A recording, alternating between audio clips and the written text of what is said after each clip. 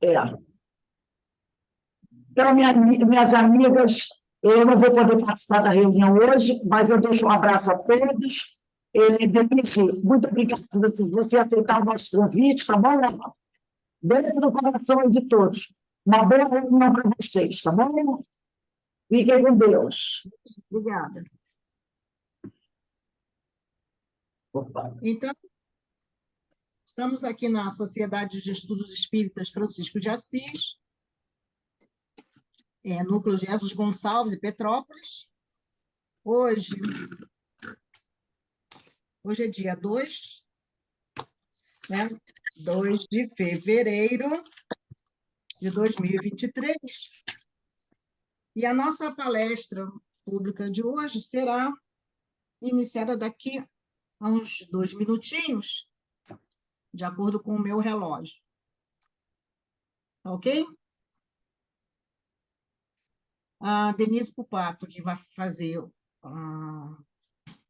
o estudo da noite de hoje, falará sobre o capítulo 21 do Evangelho segundo o Espiritismo, haverá falsos cristos e falsos profetas, os itens de 1 a 4. Não é isso, Dê? De 1 a 3 conhece-se a árvore pelo fruto, e o 4 é missão dos profetas. Nós vamos iniciar o encontro, né, a reunião da palestra pública dessa noite, com a Carmen Matos, nossa querida companheira Carmen Matos, fazendo a leitura do preparo e a prece. Carmen, por favor. Boa noite, Denise. E o preparo da noite de hoje é desse livro aqui, chama Ânimo, e de Lourival Lopes.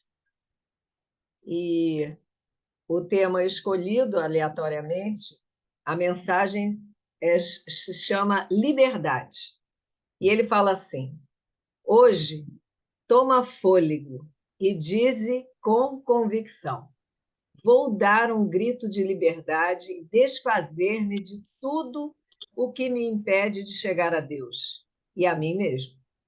Vou abrir meu coração para o sol da alegria e da esperança, arrumar o que for preciso, plantar sementes boas, preparar o futuro e ver os outros como iguais a mim.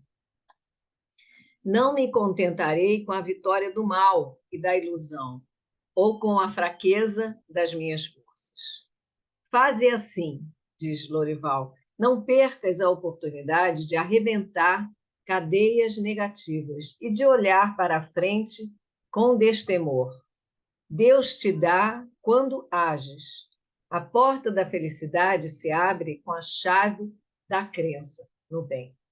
E assim, com essa mensagem tão estimulante, tão motivadora para nós, né, que temos a chave para a nossa redenção, para o nosso crescimento, para o nosso progresso. Então, só depende de nós. E que a gente possa, através dessa mensagem que nos diz, para agir, para fazer. Então, que Jesus possa abençoar essa nossa reunião de hoje, abençoando, inspirando a nossa amiga Denise para que ela possa trazer fruto dos seus estudos, das suas pesquisas, e que possamos ter hoje uma reunião muito especial, de muita inspiração para nós, de muitas mudanças, que as palavras da nossa amiga possam tocar o nosso coração e nos trazer as ferramentas necessárias para o nosso crescimento. Que Jesus abençoe e abençoe a todos nós aqui presentes nos 2 planos da vida. Graças a Deus. Graças a Deus. Obrigada, Carmen. Então, vamos passar a palavra para você, Denise. Tá? E lhe agradecendo, né, como a Rose falou, agradecendo pela disposição e em se juntar a nós mais um dia, e é muito gratificante para nós podermos contar com a sua presença aqui, porque a gente aprende bastante.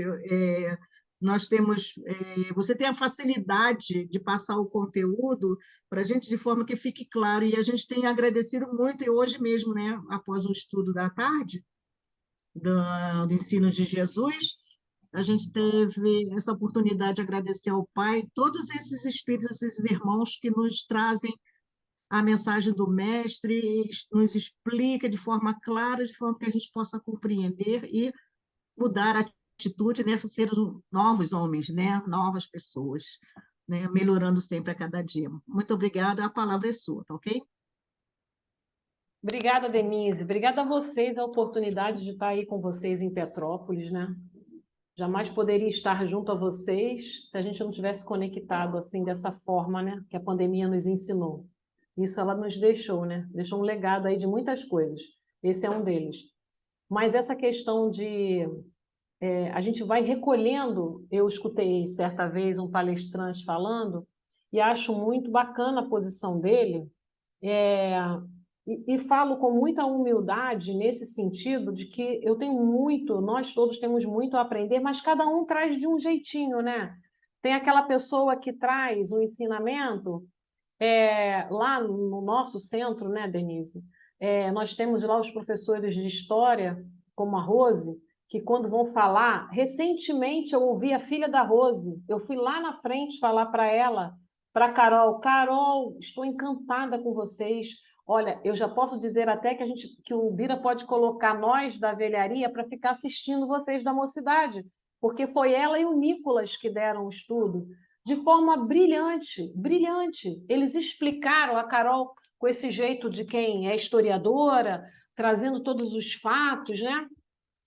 E a gente vai puxando um pouquinho a brasa para a nossa área, né? Eu gosto muito de trazer, além do que está no Evangelho, aquilo que eu acho que eu preciso olhar para o Evangelho e usar na minha vida. O que é essa passagem? Conhece-se a árvore pelo fruto? Pode trazer de reflexão para nós hoje. Hoje, no dia de hoje, o que me chamou a atenção no dia de hoje? O que essa semana me trouxe de importante? Que ensinamentos? E diante de tudo que acontece, o que eu tenho deixado como semente?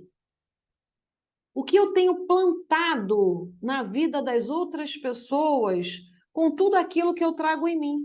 Porque ninguém pode dar o que não tem, gente. Então eu preciso cuidar de mim. O plantio, ele é individual e intransferível. Agora, é importante que a gente ressalte que se eu plantar as melhores sementes no meu jardim, eu trouxe até uma história para vocês. Eu tenho até que buscar aqui no meu celular, que eu estava separando uma outra página. Esse negócio de buscar no celular, é por isso que eu gosto de papel, entendeu? Que no papel eu me perco menos, mas eu estou querendo ajudar a natureza. Eu guardo os meus papéis, mas tem uma hora que tu não tem mais como guardar, né? E imprimir é muito ruim. Eu vejo todo mundo lá no iPad buscando pá, rapidinho, uma hora eu ainda chego lá. Mas eu ainda me perco aqui nas coisas que eu guardo. Então, Jesus, ele usava sempre muito esses recursos da natureza para contemplar os espíritos que estavam ali naquele momento, para que eles tivessem um melhor entendimento. Certamente nós, né? Nós ainda precisamos entender através desses exemplos. Ele queria tocar os nossos corações com as questões da natureza. E muitos autores ainda hoje se utilizam dessas metáforas para poder mostrar para cada um de nós que precisamos plantar coisas novas em nós. E assim, me veio claramente quando nós estávamos aqui reunidos, nós somos em 2, 4, 6, 7, encarnados. Mas quantos desencarnados estão no lar de cada um de nós que vieram ao nosso encontro para recolher as nossas vibrações com esse estudo e ouvir muito mais do que vocês encarnados, é a minha responsabilidade com o que nós falamos aqui para todos esses sofredores ainda presos à matéria, né? Porque quando a plateia é grande, A gente pensa assim, nossa, quantas pessoas vieram nos ouvir? Mas eu não tenho essa capacidade, eu não sei se um de vocês tem, para saber quantos desencarnados estão aqui. Mas imaginemos quantos sofredores são colocados para ouvir. E o que o nosso coração tem para dar? Esse é o tema de hoje.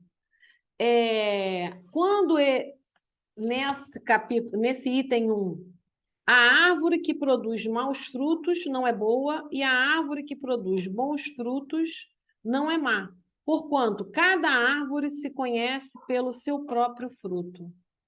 Jesus já está nos chamando a atenção que nós precisamos olhar, e ele trazia muito para os pescadores a questão da natureza, do plantio, trazendo esse movimento todo que a natureza nos dá. Que árvores somos nós? E aí, nessa metáfora, o que ele quer dizer? Nós somos a árvore. Se nós damos frutos, o que ele quis dizer com frutos?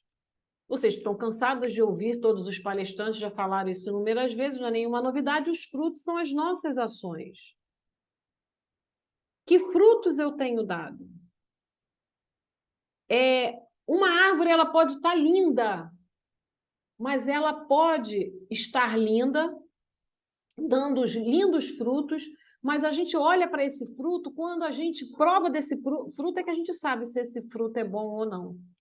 E se nós representarmos isso na vida, a proximidade com as pessoas é que nos diz dessa pessoa, é que pode nos dizer que frutos são esses. Nesse momento, nós estamos aqui fazendo a reflexão para nós mesmos, sem dúvida nenhuma. É para conosco, não é para pensar em ninguém. Mas será que uma árvore má, nesse sentido, não tem correção para ela? Para ir nesse ponto, eu me lembrei de uma série que está passando na Netflix, e eu não sei se vocês assistiram, é uma série muito bacana de se assistir, que é Uma Nova Mulher, que fala sobre a constelação familiar. Na constelação familiar, que é uma área da psicologia que muitos psiquiatras se utilizam, o Andrei Moreira fala muito, e o Andrei Moreira, na página dele do Instagram, ele estudou cada personagem dessa série. É até uma série turca.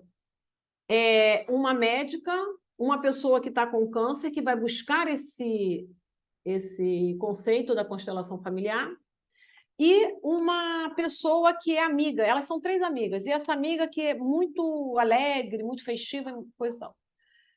E todas 3 acabam conhecendo, de alguma maneira, o conceito de constelação familiar, que hoje é muito utilizado.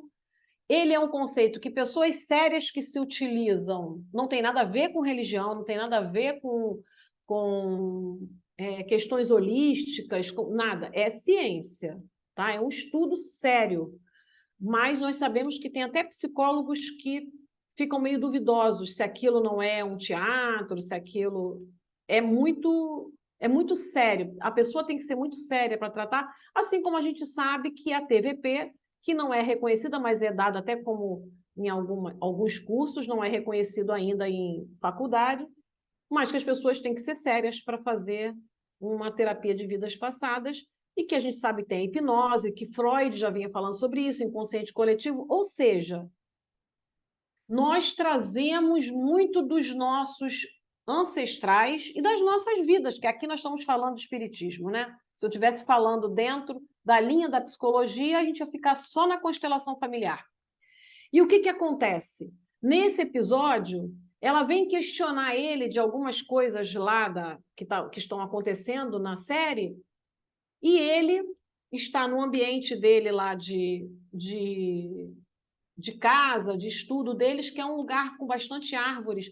E a pessoa que cuida fala assim: doutor, fala aí pelo nome dele, vem aqui ver, essa árvore está doente. Aí ele, sim, então vem aqui ver. E chama essa médica, muito cética, que não acredita.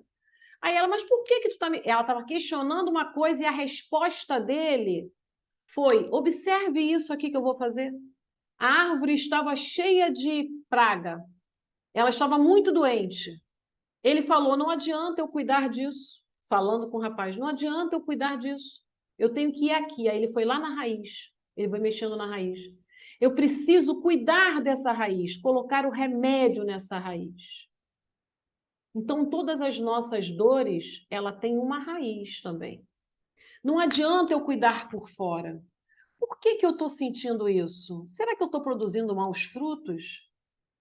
E os maus frutos aqui no sentido das nossas ações, tá? Não são os nossos filhos, não. Nós somos a árvore, os frutos são as nossas ações. Essas nossas ações, muitas vezes, são ações equivocadas. Eu preciso fazer uma revisão, perdoar aquilo que eu já fiz, que eu não tenho como voltar atrás, mas eu posso corrigir. Então, essa árvore, ela tem jeito. Toda árvore tem condições de ser cuidada. Então, quanto melhor eu produzir frutos, quanto melhor for a minha ação no bem, a minha ação com o outro. Falava essa semana com uma pessoa a respeito do que essa pessoa sentia de raiva, de mágoas com aquela outra pessoa que fez uma coisa que é uma coisa importante para ela, muito significativa, que a afetou. Todos nós aqui temos vivências de alguém que, de alguma forma, em algum momento, nos magoou. O que o outro fez, a gente não tem como retomar essa caminhada, mas muitas vezes a gente se coloca como vítima. A gente não quer encarar aquilo. E aí, a gente começa a ter uma reatividade com relação àquilo que o outro fez. O que o outro fez é responsabilidade dele. Agora, o que eu vou fazer com isso é muito sério e muito importante.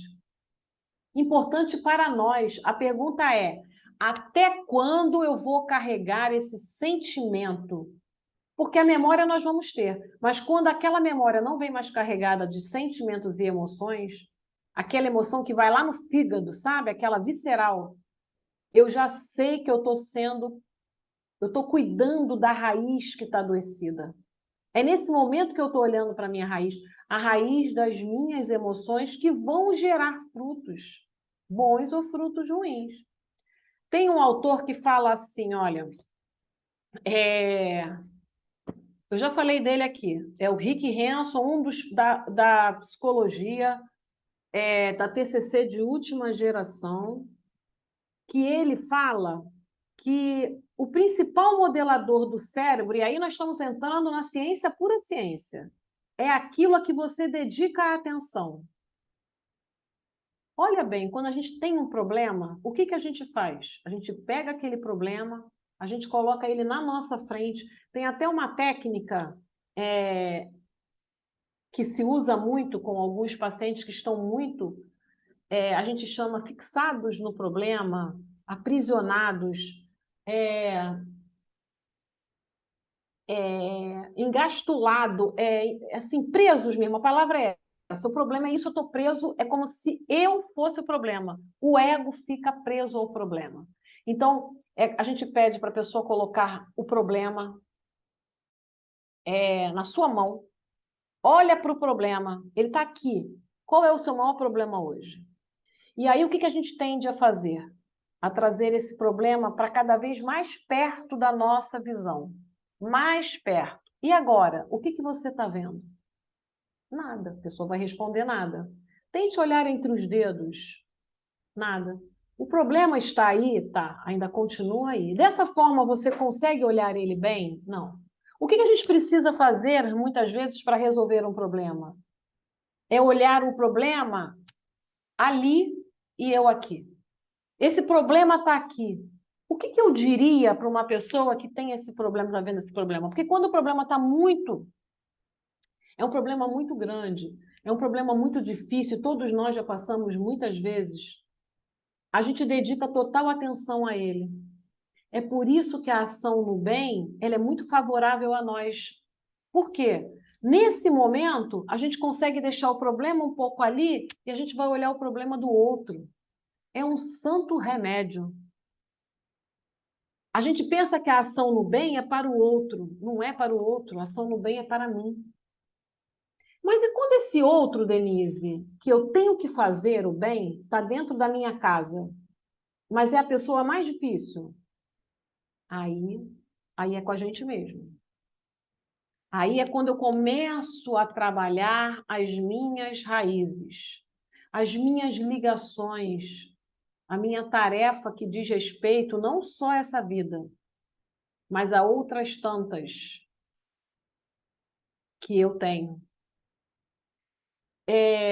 Uma pessoa falou recentemente, numa palestra, que uma pessoa tinha uma briga ferrenha com a filha e foi fazer uma TVP. Foi agora, terça-feira. Esqueci o nome dela. Aí ela disse que era uma amiga dela, foi fazer terapia de vidas passadas. As duas vivenciaram o que trazia esse mal-estar. Ao invés de resolver, afastou ainda mais. As duas tiveram isso. Quando ela estava contando isso, eu pensei, é um profissional que fez, eu nem sei quem foi, ela não falou, claro, óbvio, eu nem sei se ela sabe, pouco cuidadoso. Porque nem todo mundo está habilitado a saber o que fez no passado. E isso, o profissional que trabalha com a terapia de vidas passadas, ele vai ter condições de saber se aquela pessoa está preparada para aquilo.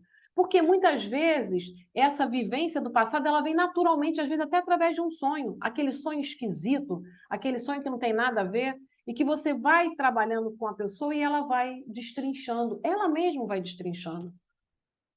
Então, voltando aqui para o Rick Hanson, que é o livro Cérebro e a Felicidade, no capítulo Cultive o que é bom, ele diz, o principal modelador do cérebro é aquilo que você dedica atenção, aquilo em que sua mente se apoia, embora algumas coisas prendam naturalmente a atenção da pessoa. Então, ele diz, um problema no trabalho, uma dor física, uma preocupação séria, isso é natural, gente. A gente não vai conseguir fazer isso de tirar uma... Não existe. Mas, de modo geral, somos muito influenciados por aquilo em que nossa mente se apoia. Isso significa que você pode prolongar deliberadamente e até mesmo criar as experiências que irão moldar seu cérebro para melhor. Olha, da mesma forma como ele diz que um problema pode ficar ali, ele diz, vocês são capazes de mudar isso. Aí ele dá um exemplo. Aplicada a uma boa experiência positiva, essa prática pode ser resumida em poucas palavras. Tenha uma experiência positiva e aproveite-a. Sabe quem falou sobre isso de uma forma muito direta, didática para a gente, há muito tempo atrás? Santo Agostinho, que falou para que nós, ao final do dia, fizéssemos uma avaliação. Ele não falou para que fizéssemos um julgamento. Santo Agostinho pediu para que todos os dias, ao final do dia, nós pensássemos sobre isso. Aí a psicologia vem agora como, descobrir a pólvora. Não, Santo Agostinho já falava isso. Analisa o que foi bom hoje, o que valeu a pena o seu dia hoje. Existem pessoas que estão hoje, mais do que nunca, depois de que nós passamos por momentos muito difíceis, as pessoas hoje estão apresentando sintomas de tristeza, de depressão, de raiva, que elas não sabem nem qual é o motivo. É a não aceitação. Aí ele diz assim, as experiências mais adequadas para você, ele faz uma pergunta. Pensando no seu jardim mental hoje, que flores seria bom cultivar? É Rick Hanson, é a psicologia falando. Se você quer aumentar o sentimento de gratidão, use a sensação de agradecimento como apoio para a mente. Você está gerando bons pensamentos, boas energias, plantando o que há de melhor no seu jardim mental e utilizando a gratidão, dando start no seu cérebro para uma área que é pouco utilizada, porque nós somos os reclamões. A gente vive de reclamação. Uma vez nós estávamos num grupo de estudo com o Henrique Fernandes, ele falou assim, gente, eu fiz aquela tarefa, né? Aquela coisa de hoje eu não vou reclamar. Por quanto tempo eu consigo não reclamar? Ele disse que ele desceu, quando ele chegou no estacionamento, um cara estacionou o carro todo enviesado. O carro dele, para sair, ele teve que fazer 10 manobras. Ele, porra, esse cara não tem consciência, olha como é que coloca o carro. Não, pô, colocou, jogou o carro ali no estacionamento, não sei o quê. Aí ele se deu conta e falou, caraca, eu mal desci e já estou reclamando.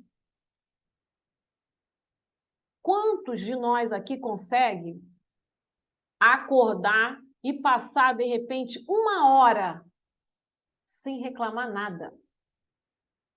É porque a gente não se observa.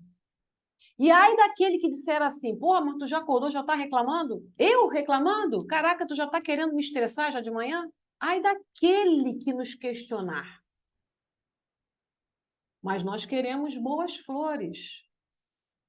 Aí ele fala assim, ó, se quer se sentir mais amado, busque. Peraí. Se você quer aumentar o sentimento de gratidão, use a sensação de agradecimento como apoio para a sua mente. Se quer se sentir mais amado, busque experiências nas quais se sinta incluído, notado, valorizado, querido e retenha-as. A resposta à pergunta de como cultivar coisas boas dentro da mente é esta: incorpore experiências relacionadas a elas. E aí a gente coloca, tem um trecho aqui que Jesus disse, será lançado ao fogo, esse fogo representa o caráter purificador. O homem de bem tira coisas boas do bom tesouro do seu coração, e o mal tira as mãos do mau tesouro do seu coração, porquanto a boca fala do que está cheio o coração. Não é isso? Como é que alguém pode justificar que aquilo que fala não vem do seu coração? Ah, eu falei por falar. Calma aí. Começa a analisar o que você está falando. Começa a se preocupar com aquilo que você está dando valor na sua vida. Aí, ainda no Evangelho, vem falando, guardai-vos dos falsos profetas, que vêm ter convosco cobertos de pele de ovelha e que por dentro são lobos rapaces. Conhecê-lo-eis pelos seus frutos. Olha que coisa, eu acho que nós nunca vivemos um momento tão delicado com relação a isso. Eu não sei se vocês têm tido essa mesma percepção, mas nós estamos vivendo cada vez mais momentos que as pessoas querem se impor com o seu ego exaltado, falando em nome de Deus, dizendo que viram coisas, e quanto mais conhecimento, mediunidade você tem, mais responsabilidade você tem. Porque uma coisa é eu falar enquanto Denise e falar assim, nossa, eu percebi aquela pessoa ali, nossa, eu vi tanta luz naquela pessoa, eu vi tanto envolvimento na fala dela. Eu, Denise. Agora, eu, Denise, pessoa pública, que estou no meio espírita, colocar uma página no meu Instagram dizendo que eu vi tal e tal pessoa envolvida numa luz, que o alto dizia que ela é isso, é aquilo outro. O que eu estou querendo com isso? Isso é meu ou é da espiritualidade? Falar em nome da espiritualidade. Que eu vi a Denise ali, Denise Oliveira, nimbada de luz. Gente, isso é muito sério. Se eu sou a Denise Pupato, colega dela, e falo isso para a Ana, para o seu Jorge, ok, parou aqui. Mas se eu torno isso público, enquanto pessoa pública, eu sou falso profeta. Então, quando Jesus está falando isso, ele não está falando para grandes pessoas, não. Ele está nos chamando a atenção o que eu ando profetizando por aí. O que é profetizar? O que é ser profeta? O que é um profeta? Aí eu fui buscar a definição para trazer exatamente. Em uma religião, profeta é um indivíduo que alega ter sido contactado pelo sobrenatural ou divino. Gente, outro dia eu vi, falando sobre uma religião, uma pessoa, um líder espiritual, falando que se as pessoas, que 1.000 pessoas tinham sido escolhidas para darem R$ 1.000 abençoados, e que essas 1.000 pessoas teriam muito rapidamente aquilo que elas mais desejavam. Olha a responsabilidade desse falso profeta. Certamente nós aqui em outras encarnações já falamos muitas falsas profecias por aí, né, gente? Não vamos... Que bom que hoje nós estamos estudando e repensando a nossa fala. Porque nós aqui, encarnados, e os desencarnados que estão nos ouvindo, podem atuar na intuição dessas pessoas que o ego está exaltado. Olha, basta um elogio para cada um de nós. E mais um elogio, mais um elogio. Eu acredito que todos nós aqui tenhamos lido aquele livro que eu acho que é o ABC de quem está lendo, quem está começando no trabalho espírita, que é o que aconteceu na casa espírita, né? Como é que uma casa se destrói e como é que os médiuns podem se exaltar. Nossa, Denise, quando você me dá um passe, eu fico tão leve. Qual é a fileira que você vai dar que eu quero ficar lá na sua fileira? Nossa, seu Jorge, quando fazia lá a prece no CEOI, nossa, eu via seu Jorge nimbado de luz. Aí mais um fala, mais outro fala. A espiritualidade que está querendo que a gente caia na vaidade, basta pegar um fiozinho da gente. É claro que não é por causa disso que a gente vai deixar de elogiar uma pessoa que fala. O que ela vai fazer com isso é problema dela. Eu me lembro até de um palestrante lá no CEOI, num sábado à noite, um palestrante que eu acho que é lá de Vargem Grande, é um rapaz novo. Ele até faz uma palestra bem diferente, assim. Ele anda, ele parece que é hiperativo. Ele anda, ele passa pelas cadeiras, ele sobe lá no tabladinho, ele bota a cadeira para sentar olhando para a gente, porque o sábado sempre foi um pouco menor do que na terça-feira, né? E aí ele fez uma palestra, ele contou umas dificuldades que ele teve, não sei o quê e tal, uma palestra que me tocou muito. Aí no final a gente veio caminhando, eu falei para ele assim, nossa, que palestra que tocou tanto meu coração. Olha, você não sabe o quanto ela foi importante para mim hoje. Aquela palestra caiu para mim como se fosse uma luva naquele momento. Ele falou, é mesmo? Poxa, muito obrigada, porque eu vim para cá arrastado. Eu pensei várias vezes em não vir. Porque eu estou com um problema que eu falei assim, que eu acho que eu não vou conseguir fazer essa palestra. Obrigado por ter me falado isso. Então, às vezes, quando a gente vai falar com uma pessoa assim, nossa, a sua palestra caiu, a gente não está mexendo com a vaidade dela. A gente está até animando para que ela possa, assim como eu fui lá falar com a Carol. Carol, adorei a sua palestra, adorei. Não, ela falou, nossa, eu vim empurrada pelo Bira. Então, não desista não, porque a gente precisa muito de ouvir gente jovem também falando, né? Trazendo notícias do que está ouvindo aí, de forma diferente. Então, o que eu tenho falado, né? O que eu tenho divulgado é muito sério, né? Aí ele diz, essa definição diz, né? servindo como intermediário com a humanidade, passando esse novo conhecimento descoberto da entidade sobrenatural para outras pessoas, está no Wikipédia, essa definição.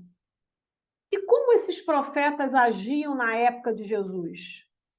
Jesus nos chama a atenção para olharmos para nós e para o momento de transição que a gente passa no planeta. E nesse contexto, os falsos profetas, eles vão encontrar maior ressonância nos corações menos atentos. E estou falando de falsos profetas, gente, de forma ampla, tá? Eu estou falando no meio espírita, no meio umbandista, no meio, em todos os lugares, em todas as religiões. Eu dei um exemplo que eu ouvi essa semana, dessa pessoa que se utilizou de uma profecia que ele recebeu a intuição, porque nessas palavras que eles usam, para que 1.000 pessoas dessem R$1.000. Isso é muito sério. Porque envolve, além disso, não só ele ser uma pessoa que está levando a palavra, mas o dinheiro, né? Isso é muito sério. Então, nós temos o cuidado das mensagens que nós recebemos também dos espíritos desencarnados. Elas estão sempre em conexão com a nossa vivência. A minha vivência é de humildade ou de vaidade? Eu quero receber, vamos supor que eu seja um médium com essa condição, do Joãozinho, ou já quero receber a mensagem de Bezerra de Menezes? Né? E se vier algum espírito zombeteiro que diga para mim que é Buda, que é Kardec, que é não sei quem, o que eu vou fazer?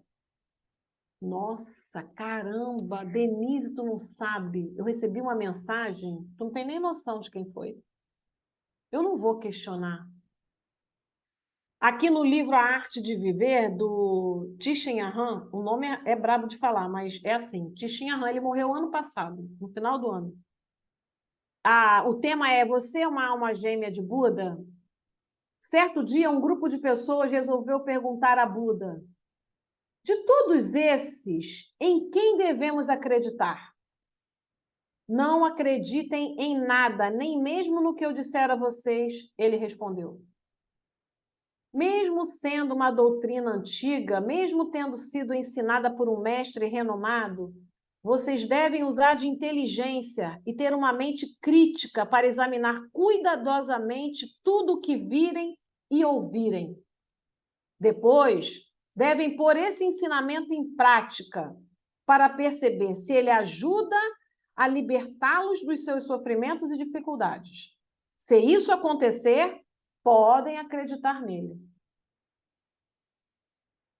Se queremos ser almas gêmeas de Buda, devemos nutrir uma mente crítica e criteriosa como essa. Vejam só.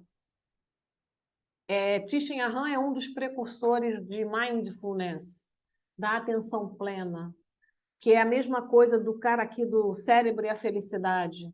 O que eu vou deixar grudar na minha mente? Os problemas ou tudo aquilo que eu recebo de ajuda para poder olhar para ele com mais calma, com mais gratidão, com mais calma, né? Numa página inicial do livro Caminho, Verdade e Vida, né? O Emmanuel fala, lá no prefácio, ele pega uma fala de Pedro, sabendo primeiramente isto, que nenhuma profecia da Escritura é de particular interpretação. E quem é que é esse caminho? Quem é a verdade? É Jesus. Jesus é o caminho, a verdade e a vida. Sua luz imperecível brilha sobre os milênios terrestres, como o verbo do princípio penetrando o mundo há quase 20 séculos. Então, todas as vezes que nós tivermos alguma dúvida sobre o que está sendo divulgado, o que está sendo falado, nós temos que primeiro fazer aquilo que está ali no livro. Será que isso é prático? Essa fala ela me ajuda em quê? Isso que essa pessoa está trazendo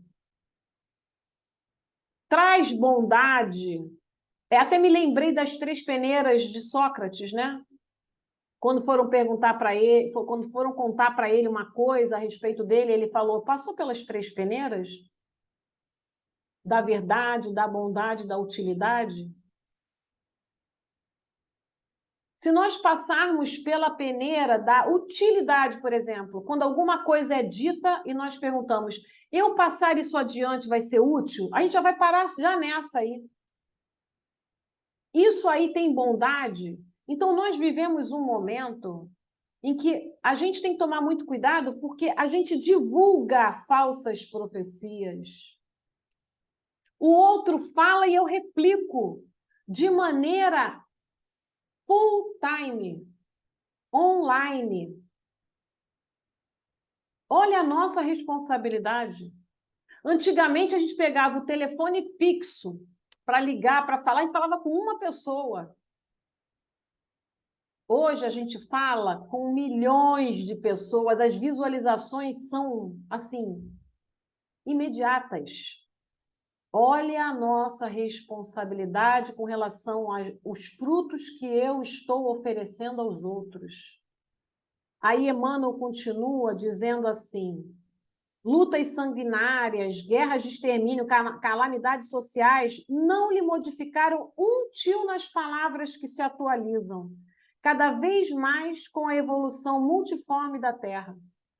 Aconteça o que acontecer, as palavras de Jesus serão sempre as mesmas. Será que isso que eu estou olhando, que eu estou vendo, que eu estou lendo, são correspondentes com tudo que Jesus nos ensinou? Eu acho que a prática é simples, né? Se nós tivermos um pouquinho de bom senso na fala das pessoas, a gente vai ver se tem bondade ou se tem amargura, se tem ódio. As pessoas hoje estão assim impregnadas e vamos combinar aqui, criando grupos particulares. E é engraçado que eu vivi durante um tempo numa escola, a Denise não vai me deixar mentir, que a gente percebia que tinha um grupo de pessoas que eram de uma determinada religião, elas conversavam muito entre si, apesar de nós também fazermos o nosso grupinho, porque nós tínhamos muitos, teve um momento na nossa escola que parecia que só tinha espírita lá na escola, uma cambada de professor devedor. Mas as pessoas, parece que alguns grupos só sabem falar naquela mesma língua, viram uma tribo. Não é assim. Eu posso ter uma pessoa que tem uma religião diferente, onde a gente pode entrar em conexão. Uma das minhas melhores amigas, ela é evangélica, mas ela tem uma cabeça boa, ela é uma pessoa assim, que não é aquela pessoa... Olha só, gente, estou falando que evangélico tem cabeça ruim, não. Eu quis dizer que não é uma pessoa que tem aquela prática muito fechada, inflexível. Não, ela é uma pessoa que tem muita flexibilidade, e a inflexibilidade também existe dentro da nossa religião, óbvio. E ela é do ser, não é da religião. E aí, nós uma vez estávamos falando sobre homoafetividade. Nós estávamos falando sobre afetos. E aí, para ela, isso é pecado.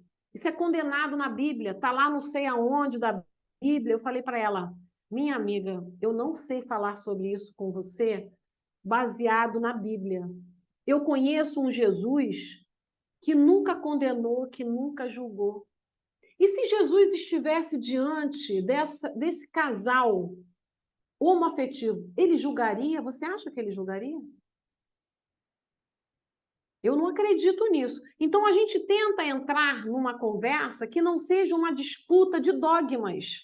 Eu não posso falar com ela na visão reencarnacionista. Ela não vai entender essa minha linguagem. Mas a gente pode falar de amor. Nenhuma passagem de Jesus fala de preconceito, de afastamento. Maria de Magdala, você está buscando o amor, mas a fonte que você busca está contaminada. Ela estava com a árvore dela bem adoecida. Jesus foi lá, botou remédio na raiz. O que aquele espírito se transformou? Na maior precursora da doutrina de Jesus. Foi atender aqueles que eram rejeitados, que ninguém queria. Ela sabia profetizar as palavras de Jesus, ela sabia. Ela sabia. Então, aonde haja preconceito, aonde haja afastamento, julgamento, ali não está Jesus. E nós precisamos ter esse discernimento, senão nós seremos falsos profetas. O que eu estou colocando no meu Facebook? São coisas boas ou são coisas equivocadas? São notícias falsas? São julgamentos a outras pessoas? Vamos passar pelas 3 peneiras?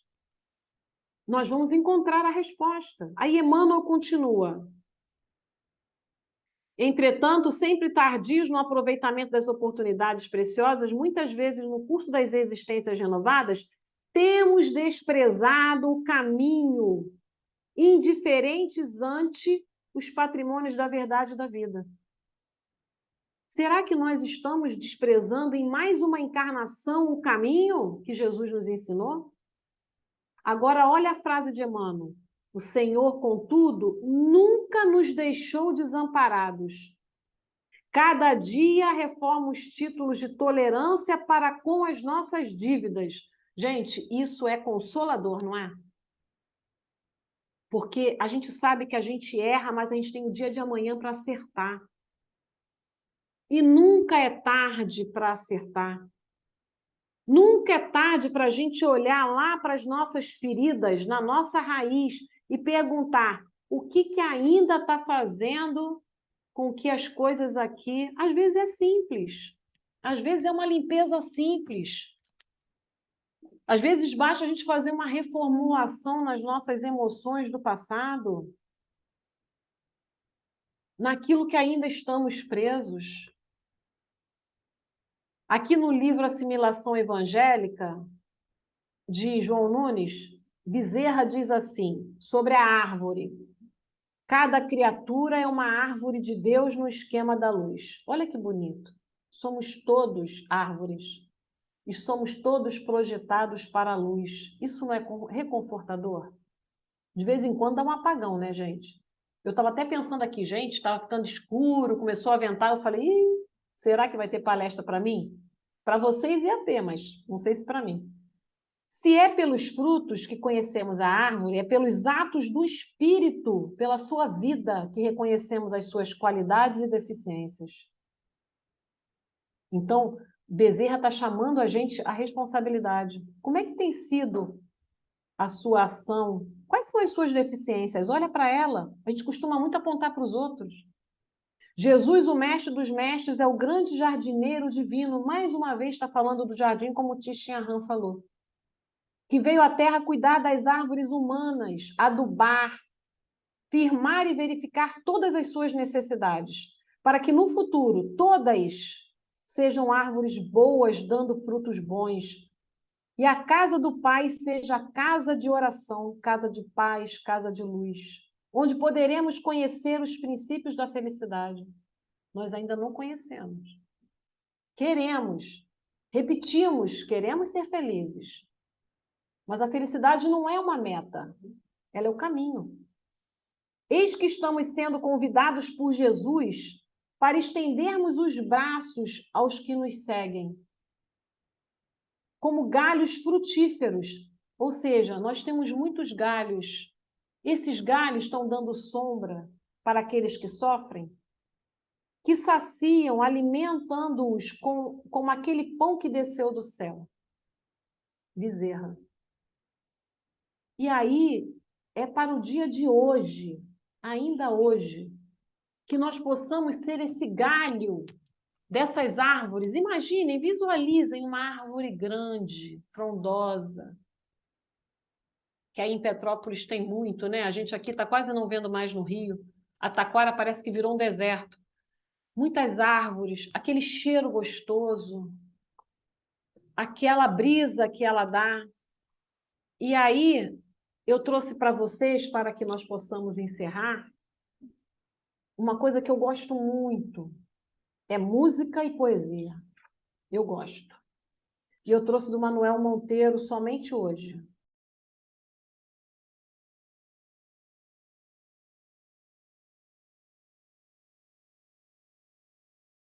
Ficou sem som, Denise?